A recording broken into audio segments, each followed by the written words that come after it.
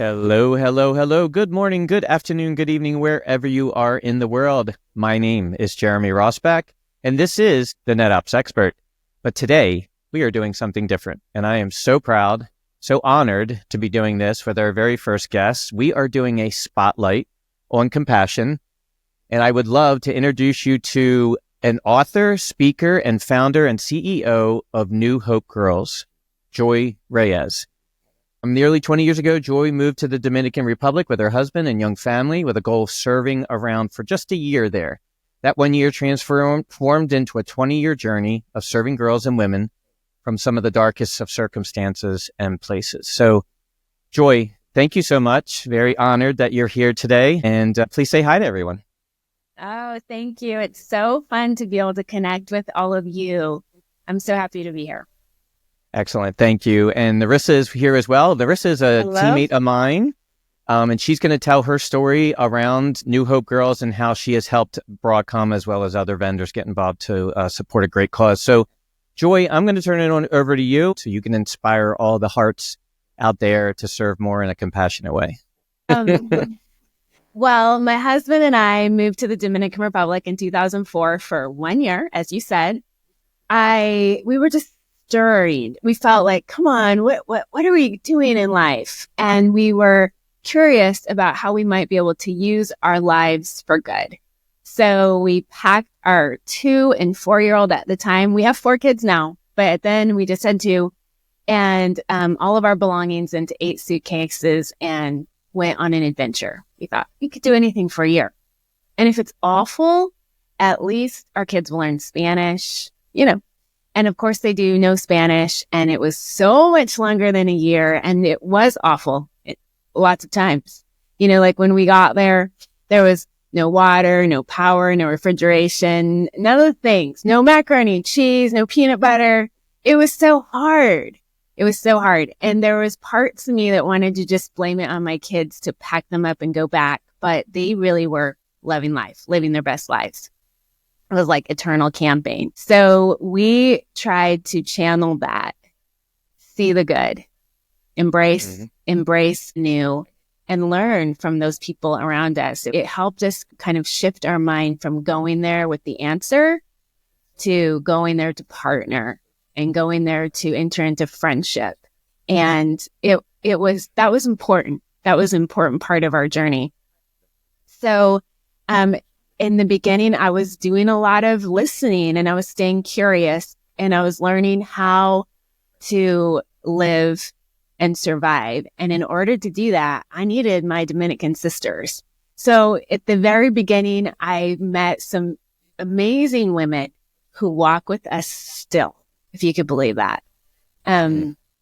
Wanda, who leads our production facility, which is one of the arms of New Hope's work, is creating beautiful bags with incredible women so that they can provide for their families with honor and then join us in the rescue work, because as we sell those bags, the profit fuels the work of rescuing young girls and providing them with rescue. It's amazing. So I met Wanda in the first year. We had our babies together. We kind of grew up together, and it's so fun to watch her step into leadership. And she runs a crew and she dreams big and she inspires us all. So it's so amazing. I met her in the early days, and that the work that we do in the workshop is what probably brought us together to Broadcom. So really the heart of what we do is we work alongside government to rescue young girls who've been victim of sexual exploitation and violence. And we walk with them from the point of rescue through their judicial process and into a safe home placement. It is the messy work of healing that we are honored to be able to do. And it is such an incredible thing to be able to invite women and men from all over the world to the work through the purchase of a bag. So that was an unexpected connection that I couldn't have planned, but I'm so grateful for. In addition to that, we work in the community in prevention, walking with very vulnerable girls so that they know they have purpose, that they're created on purpose for purpose, that they have a safe place to knock on our door if they need help, if they need refuge. And that has been the case and sometimes. So it's this really cool ecosystem with arms of prevention, arms of rescue, arms of community. And I'm just really proud of the way New Hope has penetrated this part of the DR, and we're just getting started. Joy, can you give us an example? Because I did not know you were working with the government. That's something new to me. So it's wonderful to hear that they're supportive. How do they do that? And another example of how you let the community know or the girls know that you're here and you can walk with them in their healing journey. Like, how does the word get out like that? Well, so tell when me we about the started government first. Okay. So when we started, we were just this little shack on the hill. It was donated to us by a local woman with 6 months of her salary. If you can imagine such a sacrificial gift. We could never complain about the fact it was an exterior outhouse and it was kind of falling down the hill because it was given to us with so much love and we were determined to use it. And we still do. In those first days, as we started to bring girls in to that very house in refuge, the government who supervises all places of service for children, like our version of Child Protective Services, says, you cannot have kids there. Are you kidding me? You don't even have running water. But they kept bringing us girls because what was happening inside the house was so beautiful. So if you fast forward, 14 years later, now we have homes that are, exactly what you would dream of for your own daughters. Our relationships with the government have also developed. And so now, instead of them saying, you cannot have girls there, they're saying, how can we recreate what New Hope's doing all over the country? And how can we make sure that there are places of oasis so that as we are faithful to go into the dark places and do the work of rescue, we know that our girls are going to be taken care of. And so that has been something that has developed over the years. And it was like pushing a chain in the beginning, but it's starting to flow like oil. And I'm so excited. I love how you said places of oasis, because as we all know, oasis is something you see, but it really isn't there. But you have turned what someone or a young girl would dream of, which she probably only thinks is a fantasy, and you provide that place of oasis. Yes, it's true. You can come here. Your dreams can be grown and you can live up to all of it. So I think that's actually beautiful. Yeah. Because listen, Nerissa knows my story. When you grow up the way the girls you grew up, the way I grew up, you just dream of a better life, but you don't really expect it to happen. It's just a dream you have. So please, I think that's actually a beautiful track that we can take. Yeah, I really do love the comment that you made about oasis and dreaming, because the truth is that when girls come into our care, they have just been trying to survive. And the idea of dreaming feels completely foreign. So being welcomed by a beautiful place is the first step. Freedom is the first step to dreaming. So when they're in this beautiful place full of love and their needs are getting met, they can start to dream of dreaming. And as some of those dreams come to fruition, they can dream of dreaming more. And it is such a cool thing to experience. And I tease, I'm the dream maker. For example, the first New Hope girl was actually my daughter now. So she came to us when she was 5. And when I asked her, hey, what do you want to be when you grow up? She said, I want to push a mop and drink coffee. And I'm like, I'm your girl. I can make that happen. So the first day that we had that I could make that happen, I made some soapy water and I brewed her a cup of coffee and I watched her do it. And I was asking her how it felt and if she loved it and is it really what she wanted to do with the rest of her life. And I just said, you did that. What's next? And I think that is what we tried to do for all of our girls. We bring them in, if your dream today was to eat 3 meals, you did that. What's next? and to just walk with them into the very next thing that they might be dreaming of or feeling called to. And it is awesome. Well, you bring up a good point, because I was going to ask you, listen, when you're that broken, you're used to being broken, and it's like breathing. Your expectations are so low. So how do you, maybe the younger ones are easier to convince, but how do you convince them that there's salvation here without them being reluctant and maybe not trusting you? And maybe the answer is you just bite off a little bit of a dream every day. Hey, what do you want to do today? What do you want to do tomorrow? Can you talk about maybe how maybe you convince some girls who may not be as trusting just because of their background? Yeah. I mean, I think so much of the work that we do is creating new beliefs, kind of like squashing old belief systems, kind of dimming the light on the lie and bringing light to who they really are, their true identity. Maybe what you believed about yourself was that you weren't worth anything else, that you would never become anything great, that you are just, a line in the chain of generations of yuck. But I'm telling you, that's not true. And so one of the things that we do that I think is so powerful is we actually look up the meaning behind everyone's name. So as a way to say, your name is Maria, but that means chosen.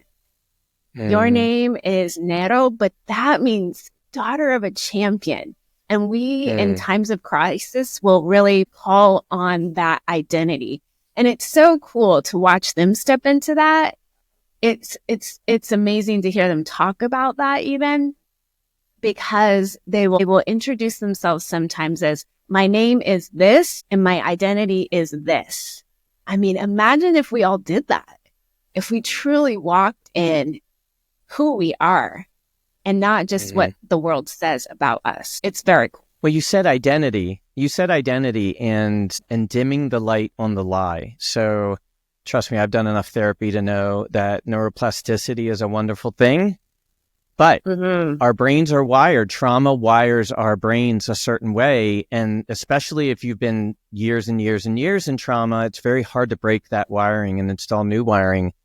But dimming the light on the lie, I love that. So trauma makes you believe that the lie is life. This is all the cards you've been dealt, right? Abusive home. I don't even want to talk about anything else, but it forms your brain and it forms those neural pathways. So you start believing that I just have to wake up and brace for impact all day long. Can you talk a little bit more about that and how you, again, ease the girls, how you dim the light on the lie, how you try to rewire their brain as much as you can from a therapeutic standpoint? Yeah, it's constant and it's intentional. So we are on purpose making new memories. We're trying to make them, we're going big because the hard memories they have are big. So the positive memories that we are trying to create have to be big. If you think of like ruts in a road, like in a dirt road, and there's these ruts in a road, and how difficult it is, no matter how much you want to get your tires out to go off outside of those ruts. And even sometimes when you pull out, it's almost like the road just takes you right back in. And so we have to over and over and over again remind girls of who they are and who they are called to be, and just work so hard to create new experiences, new connections inside healthy environment, because healing happens with healthy connection. So that's our work to do. That's and repetition too. Repetition. I totally agree. Me and my therapist, we say, your girls, others out there, trauma victims, you have been skiing down the same mountain, down the same trail for all these years, and you're stuck in it. And then healing is like a new mountain with a new fresh powder of snow on it, and you create your own trail down. It's your trail. You create it how you want, and as you continue to continually repetitive go down that trail, those are those new healing, those new neural pathways, and repetition and care and love around you is how you succeed at that. So I'm looking at Nerissa, and it can be downright definitely terrifying. I know she agrees. Yeah. Oh Yeah. God, yes. I try to keep myself from crying. That's why. Yeah, I Yeah. have a box of tissues very close to me. It can be downright terrifying because, those ruts, you can just step in them and they take you down the hill without you having to think about it. But all of a sudden, receiving the new, no matter how beautiful that powder is, if you're going with that ski analogy, it's terrifying. So it's so important that our girls know that they don't walk alone, that we're with them hand in hand, arm in arm, and that if they fall, their fall will be soft. It's just beautiful. Absolutely beautiful. So Nerissa is very aware, my work sister, that I spent many years on the streets of Baltimore trying to, quote unquote, save as many homeless and addicts as I could. It was near and dear to my heart, but I lost myself in that because I didn't have boundaries set up. So how do you balance your mental health with all the trauma that you see every day and the tragedy that you see every day? How do you stay positive and how do you set boundaries and stay so strong, basically? Well, I am a woman of faith and I start my day on my face. So literally, I spend time in prayer. I don't feel like I can face the day without it. I tell all my people, unless it's bled or fled, please don't talk to me before 9 a.m. So I am just very intentional about that. I also, of course, am a strong believer in therapy, and I have to, because what you said is so true. I mean, no, it's impossible to go into the mud, into the tar pits and not get some of it on you. And secondary trauma is legit. And so I find myself having a trauma response to the most simple things. And I know I'm in trouble and that I need to work through that. So I think you have to feed yourself and then know yourself so that you can get help before it's, before you're in the pit. Yeah, I'm in Phoenix now, and I plan to start volunteering at some soup kitchens, starting small and setting boundaries and utilizing my positive mental health to engage with others without trying to save them all the time. When we started, we brought them into our own, we brought girls into our own homes. We did all the things you're not supposed to do, but there's something about that too that was beautiful. I think God is happy to see the work begin, and you just learn along the way. You do. But one of the things that I've learned along the way is to really be careful with my intake. So there are seasons where I don't read all the police reports. There's seasons when I don't listen to the audio or watch the video because my heart can't handle it. There's just times when you're like, I cannot take another hit. And that's okay, especially if you're working in a team. Well, let's segue. Not that I cannot continue talking about the power of New Hope Girls and the healing that comes from it, but I want folks to not just say that's a worthy cause from this. I want them to feel what the impact feels like on someone when you're urged to move to help an organization like this. So, Nerissa, how many years has it been since you first discovered? 2 years in February. So we're coming up on 2 years. So almost 2 years ago, I want Nerissa to tell her story about how she discovered New Hope Girls and the growth inside of our company and others to move that support up the ladder and have the entire company like ours helping out because we feel like something like this matters. So please tell the story of how you discovered and where you've taken it. I'd love to. Thank you, Jeremy. So it all started, and I love saying it, it all started with a bracelet. So this is a Pura Vida string bracelet. So my daughter and I were once shopping, and we went into the Vera Bradley store, and she picked up this bracelet. And this is her favorite color. And she said to me, Mom, can I get it? I said, of course. And then it was attached to a card that spoke about New Hope Girls and how part of the proceeds of the bracelet went to help rescue girls in Dominican Republic. So my daughter said to me, Mom, look, they help girls in Dominican Republic. So, of course, that caught my attention because my parents are from Dominican Republic. So then I went home. That was on Saturday. I spent the entire weekend obsessed. I think I watched Joy's every video Joy has, every blog she has written from the beginning, and I became obsessed. I'm not kidding. I spent the entire weekend just entrenched, learning everything about New Hope. And I said to myself, that's that she did, because she knew that I like chocolate almonds and coconut. I mean, like, she knew all the details about me. I was like, oh my gosh, she did a deep dive. It's not a creepy obsession. It's a good obsession. Yeah. No, it was the entire weekend. And my family knows that when I latch onto something that strikes a chord, my daughter was like, there she is at the laptop. So I became obsessed and actually had this relentless pursuit. Like, I have to get involved, because the thing that came to my head is, how could I not? Here, my family is from Dominican Republic. Here, Joy from the U.S., who's not even Dominican, gives up her entire life, takes her children to a foreign country to help girls that she doesn't even know. Like, how could I not help?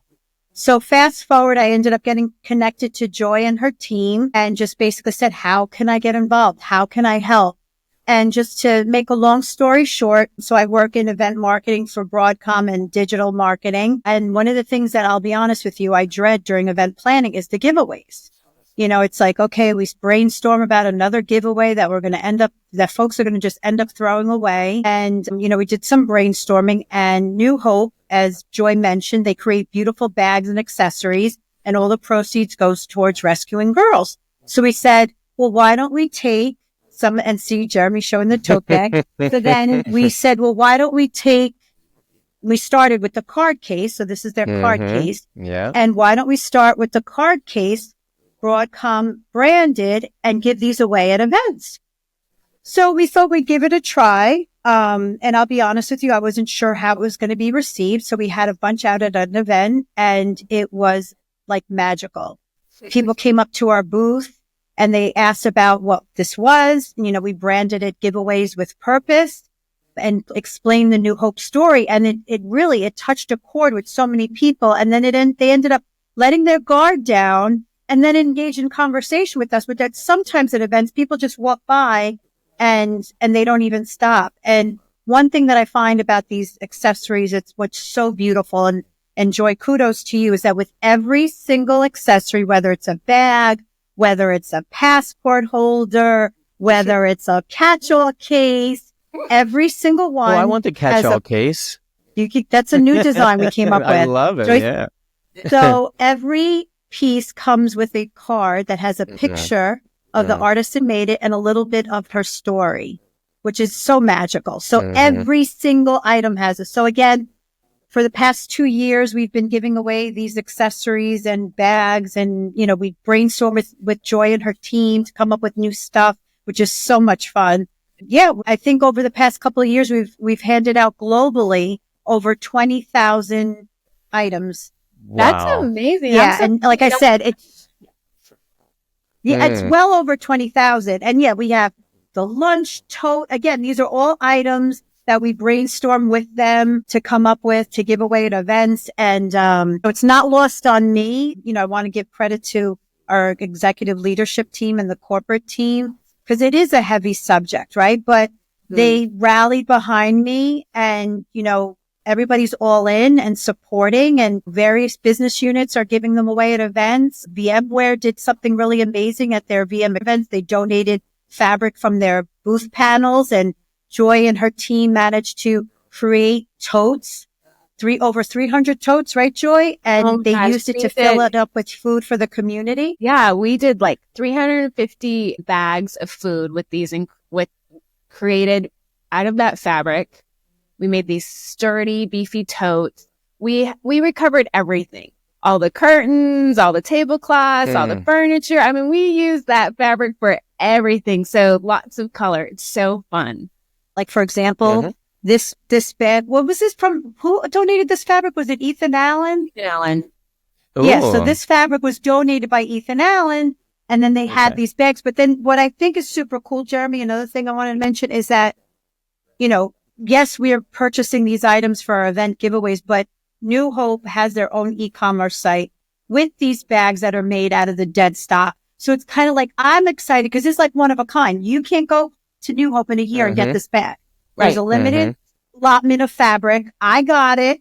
It's beautiful. So it's a lot of fun. So you can keep going back and getting different patterns. Yeah. So I love it. And throwing that out there. I'll weave this in somehow, but yes. And I can attest to a couple things here. One, I've been on the show floor with Nerissa when we're handing out these bags, and the impact that it has on the folks that we're talking to at these tech shows where, I mean, we all know how many pairs of Broadcom socks do I have and this vendor's hats and all. It just ends up in a landfill. It really does. Or I bring home a stuffed animal, my dog tears it up in 2 seconds. You and I think we're in Atlanta, Fortinet, and yes, the military that was the first one. The military guy came up to us.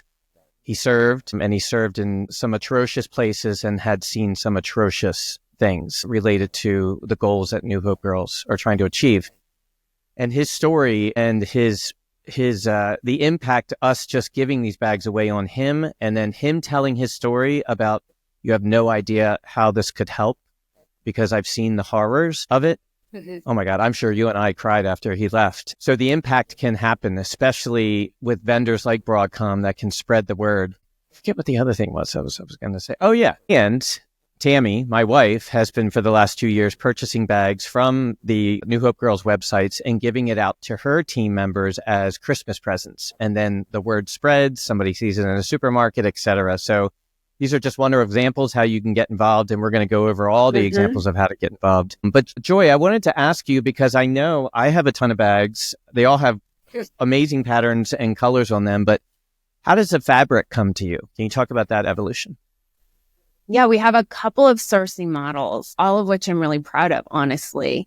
When it started, I was just sourcing a few yards at a time, and I was buying used clothing, like used jeans from women off the streets and just repurposing them. And then as you grow, you have to do something different. So I moved to dead stock model, which is just like the ends of bolts. Every company has to buy a minimum, and then what they don't use ends up often in a landfill. So we're able to buy high-end fabrics at a discounted price.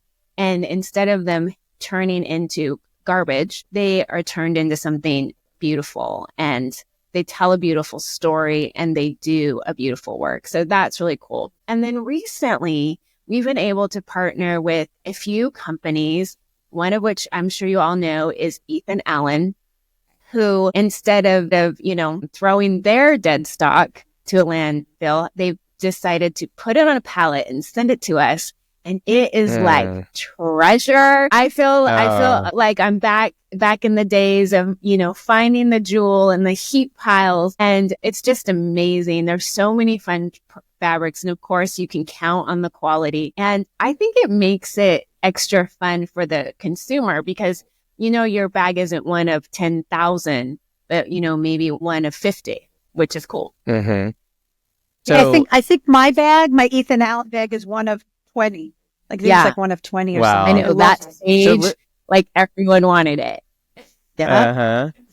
So Nerissa knows I'm in Phoenix. I bought a condo here and I'm splitting my time, but my sister-in-law designed it and we basically furnished it from West Elm and Wayfair.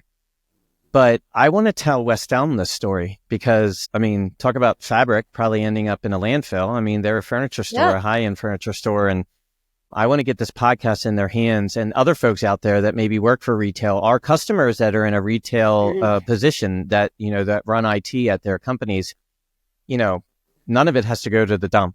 It really doesn't. It all can be redesigned and reincorporated into something that makes a big impact. So I'm going to drive up to West Elm today and see what they say. Do it. Do it. Yeah, there you go. I think it's so cool. We put on our T-shirts, created for more, but it's so much more than a motto. Every part of what New Hope does whispers, you were created for more. Of course, we're whispering that in the ears of our children and every woman that's sewing a bag, but even the bags themselves, like that fabric, you were created for more. And who in a million years thought that those remnants would be sewn together to create healing and rescue and refuge and empower women to do God knows what, but it's going to be good. It's very cool. That gave me chills. Oh my God. Yeah. These taglines are beautiful. Dimming the light on the lie and you are created for more. It's just absolutely beautiful. Absolutely beautiful. So as we tie it up here in the next 10 or so minutes, Nerissa, you've told a wonderful story about how you discovered this foundation and how you helped get a very large enterprise like Broadcom, global enterprise, involved to do something good.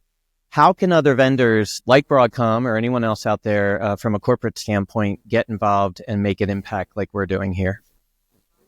No, and that's a great question. What I often find, and I challenge other organizations to really follow through, and you know this, Jeremy, we'll go to events, everyone will fall in love with the idea, and they'll say, I'll bring it back to our team, and we're going to follow suit. And I say, steal the idea, because the more people that get involved, the more girls that will get rescued. It's that impactful. You're changing a destiny of a child that would have had a destiny that was really dark. So I really do encourage them to, and if they don't know where to start, because I didn't, you just, go to your corporate team, start with your manager like I did. I started with Amy, and Amy was amazing and she embraced it. And, we shared it with corporate. So you just start the conversation and then evolve from there. And I'm sure, the event marketing teams have giveaway budgets and, or they have customer appreciation budgets. Start there. And I'm telling you, even some of our customers come back to us and they reach back out to us and they tell us how lovely it is. And I know some of our customers actually have reached out to Joy at New Hope. And so, I encourage you to start the conversation and, put some action behind the conversation and just follow through. Because like I said, we'll go to events. Folks will come up to us from really big companies and say, we're going to copy the idea. And I'm sure, they try or may not, continue to pursue it. So, and I think the way to get started, the way I ended up getting started is I reached out to Joy on the website, New Hope Girls. There's, a form that you could fill, and Joy, you could keep me honest, where you could, request more information, and someone from our team will gladly get in touch with you. And what's great too, although they are based in the Dominican Republic, Joy has team members based in the U.S. So I worked with the U.S. based team, and I have to tell you, it's been so easy. And so wonderful. And, you could come up with new ideas, and they're open to new ideas, and they'll brainstorm with you. Like I said, so you could keep it going. Like for us, it's been 2 years. We're coming up with new and fresh items to give away at events. So we don't just give away the same thing. So I definitely encourage folks to get involved and making an impact, helping to make an impact. I'm so impressed with the initiative you took in a very unlikely world. The tech world, which is primarily, male driven. I remember thinking, well, that's unexpected. And yet it's worked so well. And I think New Hope tries so hard to be invitational, but it was a stretch even for me. And to see how beautiful it has become, I just think it opens it up. Like there's no excuses. There's a way for everyone to enter in. And that's how, and I'll be honest with you, Joy, that's how I felt at the first event too, because it's like our events are predominantly male. But you know what? A lot of them love bringing it home to their wives, their children, their grandkids, their significant others, their nieces, So, and then also too, like, don't be afraid of color. Like when I mean the word color, I mean vibrant colors and patterns. Sometimes when you're in the corporate world, you think you have to stick with the, more conservative. They have some beautiful bright pinks and yellows and blues. And when I have the events, I'm like, I want all the bright, pretty colors, because it looks gorgeous on display. So, I encourage folks to be open-minded and creative for sure. Yeah. Well, let's move into how folks can learn more, read more, see more, hear more. Before we get into some of the bigger things, Joy, that I know you're looking to talk about, just from a URL point of view or any Instagram or any other type of social media, where can folks find you and the organization?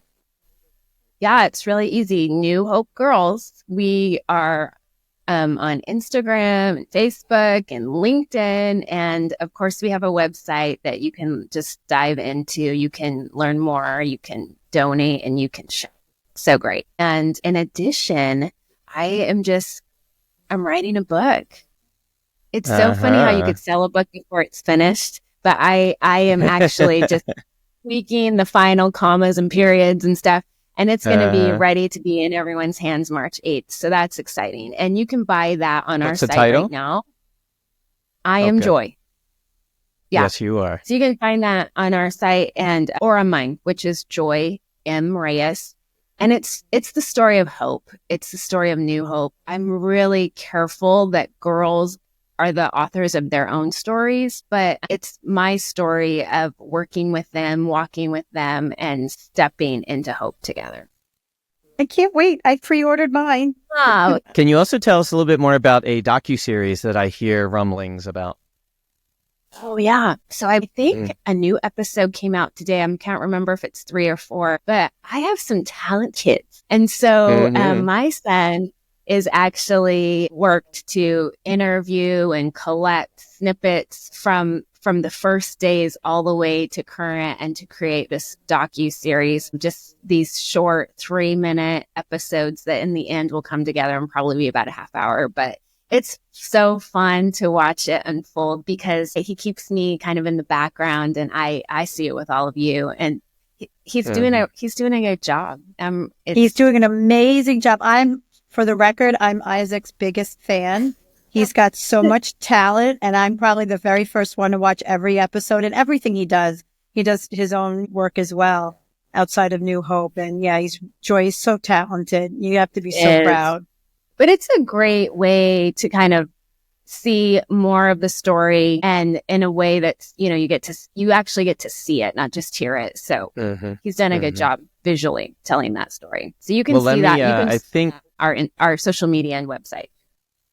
Wonderful. And let me sum it up. Nerissa fed me some great content for this interview. This one line about the book and the docuseries, I Am Joy, A Journey of Hope, Grit, and Grace, is more than a book or a docuseries. It's an invitation to reflect on how we can all work together as a community towards transformation. So as we end this podcast, Joy, I just want to tell you from the bottom of my heart, you're an angel sent from heaven. I wish I could live up to the shoes that you walk in, as well as everyone else in this world. We live in turbulent times and we have to start loving each other again. So empathy can be addictive. Compassion can be addictive, and love is addictive.